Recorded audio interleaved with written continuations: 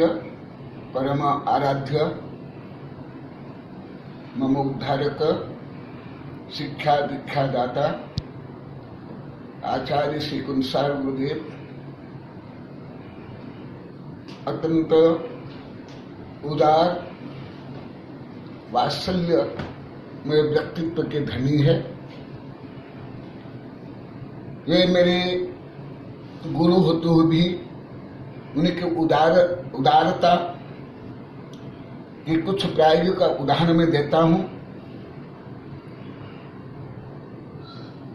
शुल्लक दीक्षा से लेकर मुनि दीक्षा श्रवण बेलोगला में आचार्य श्री कुंसार गुरुदेव के द्वारा हुआ। वहां अनेक साधु थे, आचार्य विमल सार गुरुदेव, भट्ट सार गुरुदेव,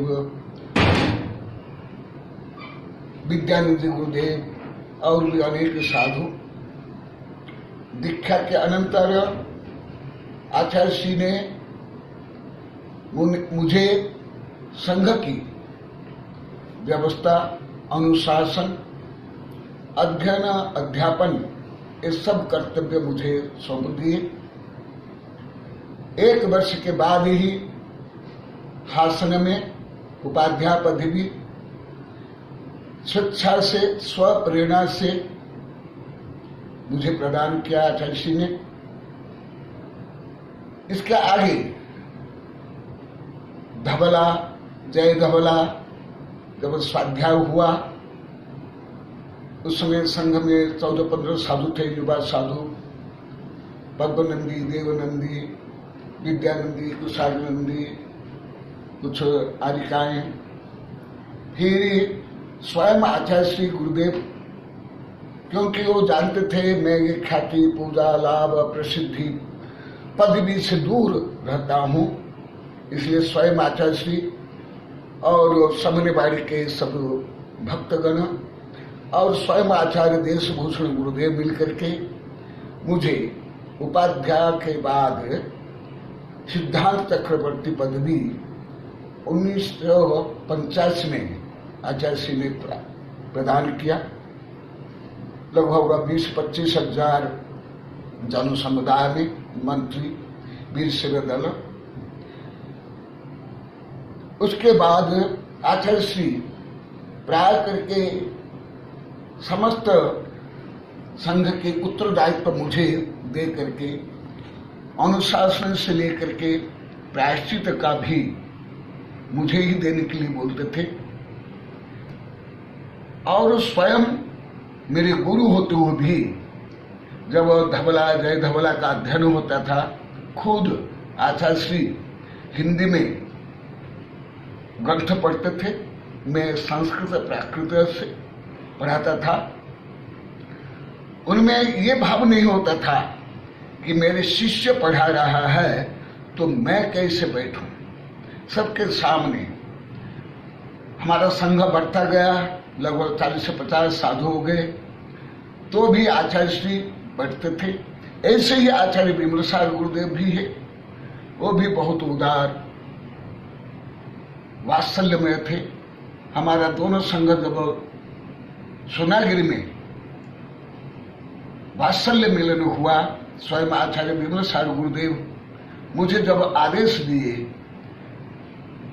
कि तुम सब संघों को पढ़ाना, तो उनके आदेश और प्रेम में डांट से मैं 2 बार पढ़ाने लगा। तो आचार्य श्री विमल सागर गुरुदेव, भट्ट सागर गुरुदेव और स्वयं मेरे गुरु कुंज सागर गुरुदेव, हमारे संघ में उस समय लगभग 35 साधु होंगे और आचार्य श्री विमल सागर संघ के लगभग 21 साधु होंगे और विराग सागर और 3 साधु थे और कई संघ मिलकर के वहां पढ़ते थे। परंतु जो महान व्यक्ति होते हैं, श्रेष्ठ व्यक्ति होते हैं, वो कैसे उदार होते हैं, मैं मेरे जीवन में जो प्रायोगिक अनुभव किया वो मैं बताता हूं। क्योंकि जो गुरु होते हैं, नमः गुरुभ्य गुण गुरुभ्य, जो महान गुण से भारी होते हैं, उदार होते हैं गुरु। स्वयं विमल सागर गुरुदेव भी स्वाध्याय में बैठे थे, भट्ट सागर गुरुदेव भी और कुंसार गुरुदेव भी। इसी प्रकार वहां से विहार करते हुए हम जब उत्तर भारत में आए तो स्वेच्छा से वो मुझे आरा में भी एलाचार्य पदवी दी, फिर दिल्ली में विश्व धर्म प्रभाकर पदवी, फिर रोहतक में ज्ञान विज्ञान दिवाकर और आचार्य पदवी भी देना चाहते थे, मैं नहीं लिया। तो अभी बार बार मेरे पास पत्र आया। मैं आचार्य श्री के पास लगभग 18 वर्ष रहा। जो कुछ आचार्य श्री ने मुझे दिया वो स्वेच्छा से मुझे ज्ञान हो, दीक्षा हो, शिक्षा हो या पदवियां मेरे बिना इच्छा, आकांक्षा, डिमांड, तोड़ फोड़, लंग फंग स्वयं आचार्य श्री ने दिया और बड़े बड़े गुरु ने भी दिया। ऐसे जो महान गुरु होते हैं वो ऐसे उदार सहिष्णु होते हैं और शिष्यों को स्वयं से भी श्रेष्ठ बनाना चाहते हैं। जो यथार्थ गुरु होते हैं तरण तारण होते हैं, स्वयं करते हैं और दूसरों को तारते हैं। मैं इसलिए बता रहा हूं, मेरा और भी कुछ इससे भी भिन्न कुछ मेरा अनुभव है कि कुछ साधु पदवी लेने के लिए, आचार्य बनने के लिए, पट्टाधीश बनने के लिए जो आगम विधि है उससे परे भी कुछ काम करते हैं जो कि आगम अनुकूल नहीं है। परंतु जो योग्य शिष्य होते हैं, योग्य गुरु, उनको स्वेच्छा से ये पदवियां देते हैं। मेरी जितनी पदवियां हैं सब मेरे गुरु ने स्वेच्छा से प्रदान की है और विधिवत कोई समाज के लोग, कोई पंडित, कोई संस्था, कोई सामान्य व्यक्ति, श्रावक मिलकर मुझे नहीं दिए हैं। ये मेरे महान गुरुओं के द्वारा प्रदत्त पदवियां हैं जो स्वेच्छा से। तो गुरु योग्य शिष्यों को योग्य पदवी, मार्गदर्शन, आशीर्वाद देते हैं।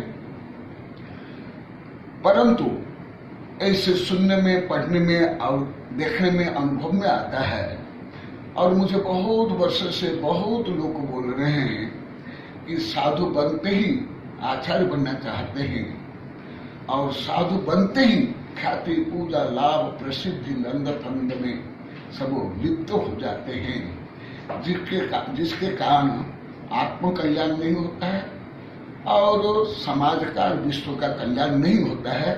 परंतु मेरे गुरुओं ने मुझे जो कुछ दिया स्वपवित्र उदार भाव से दिया और उनकी उदारता जो मैंने प्रायोगिक देखा, मैं उनके शिष्य होते हुए भी आचार्य कुंसार गुरुदेव हो, विमल सागर गुरुदेव, उपाध्याय भट्ट सागर, वो खुद मेरी जो स्वाध्याय कक्षा में वहां बैठ कर पढ़ते थे। परंतु अभी मैंने जो कुछ अनुभव किया, आगम का ज्ञान नहीं, कुछ सामान्य कथा, कहानी, चुटकुला बोल करके मनोरंजन करते हैं। ना गुरु के पास ज्यादा दिन रुकते हैं। कम से कम गुरु के पास 12 वर्ष रहना चाहिए। गुरु से यदि अधिक किसी आचार्य में ज्ञान है तो गुरु से अनुमति लेकर जाना चाहिए। परंतु अभी ऐसी आगमोक्त पद्धति नहीं है। इसलिए मैं इस संदर्भ में जो आगम पद्धति क्या है, गुरु परंपरा क्या है, उसको मैं संक्षिप्त बताया, क्योंकि जो निवेदक है वो केवल 2 मिनट बोलने के लिए बोले, नहीं तो मैं घंटों बोलता। मैं अंतिम में आचार्य श्री परम पूज्य, परम आराध्य, मम शिक्षा दीक्षा गुरु गणधर आचार्य कुंसार गुरुदेव, जो वात्सल्य मूर्ति है, उदार मूर्ति है, सहिष्णु है, उनके दिव्य चरण में अनंत सह वंदन। बोधि समाधि परिणाम शुद्धि साधनोपलब्धि शिव सुरक्षे सिद्धि चिंतामणि चिंतित वस्तु दानी पाम्बंग मानस्तु ममास्तु देवी। बोधि लाभ हो, समाधि लाभ हो, जिनगुण संपत्ति लाभ हो, इससे मंगल कामना से आचार्य श्री को मेरा अनंत प्रणाम।